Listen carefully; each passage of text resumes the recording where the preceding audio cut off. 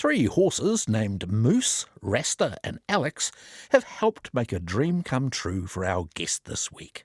I'm Karolin van Onna. I'm originally from Germany and I've been living in Cromwell in New Zealand for the past 8.5 years. I run a horse trekking business here. About a year ago, me and my very good friend Nikki, we took three of my horses and we rode the length of the South Island of New Zealand on horseback for 3.5 months. Does it take a lot of planning to do something like that, or do you just hop on and go?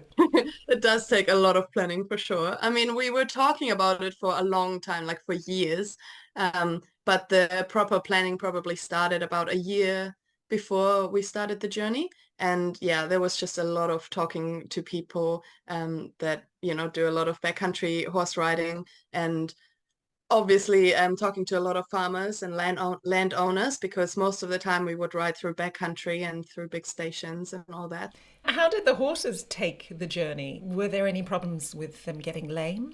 And how did they manage steep country? They were incredible. So the horses are my trekking horses for my trekking business. But what I do at work is very easy, like 2-hour rides for beginner riders, really. So nothing too challenging. They weren't used to river crossings or anything like that, and for that they did really incredible. There were some things that they didn't like. So, for example, my horse Moose really hated the going through little creeks. The creeks where it goes down a little bit and then on the other side it goes up again, which is, not hard at all to do, like for a horse. But he just hated them, and it would take so long every time to convince him to get over. And then I would get off and I would try to like pull him over, and he just refused for like 10 minutes, and then suddenly he would jump on top of me. It happened so many times, like he hated it. But apart from that, we found it amazing how willing they were to keep going every day. And I think in the beginning it was maybe, like horses do, they try to turn around once in a while and go back, like, okay, time to go home now. But after a while I think they realized, oh no, there's no turning back, we just keep going every day. Not so tough for you, I guess, being on horseback. Or are you expending a lot more energy than you would think you would? Yeah, I mean, it does get exhausting. I mean, it's not only physically, but mentally as well. We would spend usually 8, sometimes even 10 hours in the saddle. Like your butt gets sore after a while, for sure. Like usually after at least 6 hours, maybe, we would get off and walk for like half an hour, because it's just, yeah, always sitting in that position. Yeah, and then on the other side, of course, it was always looking at maps and, oh, where do we have to go next? And where does the trek go? And like, we got to turn right soon. And you don't ever stop thinking about what's coming next. And Thinking not just about yourself, but your horses. That would add a lot more pressure to such a journey, I guess. yeah, for sure. I mean, I love my horses with all my heart. Like, I would never want anything to happen to them. And that would have been the worst.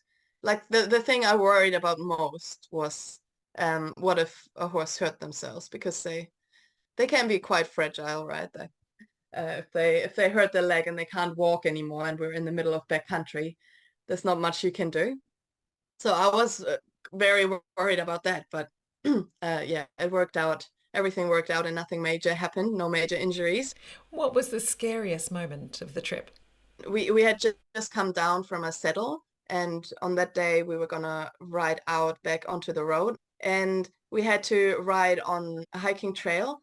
It was quite a steep hill, and the hiking trail was like just wide enough for a horse to walk on, but it was quite steep.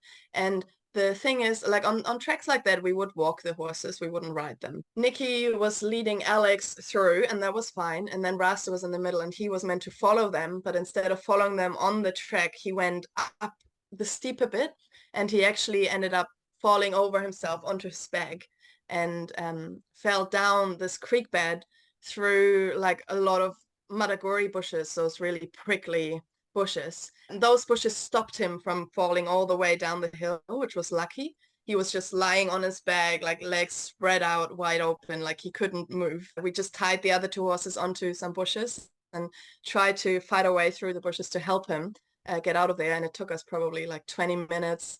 He was like stuck on a boulder with a saddle, thankfully saddle and not his back. But yeah, we had to kind of drag that boulder out of underneath him and try to help him, get back on his feet. He was okay? Yeah, he was okay. He had a couple scratches, and he was just all over, full of these prickles. Took us probably half an hour to clean him up, but then, he was all right. There were quite a few big river crossings, and that for me, because we were both not really experienced in that, it was kind of like pure adrenaline when you have to ride through like a deep river and you're not quite sure how deep it's going to be, and you're just kind of trying to make it to the other side. It was always quite exciting. The farriers we used did such a great job. We only had to reshoe them once on the whole trip, and thinking of the terrain that we were walking on, especially after the second shoeing, there were so many really rocky terrains, riverbeds and swamps and all of that.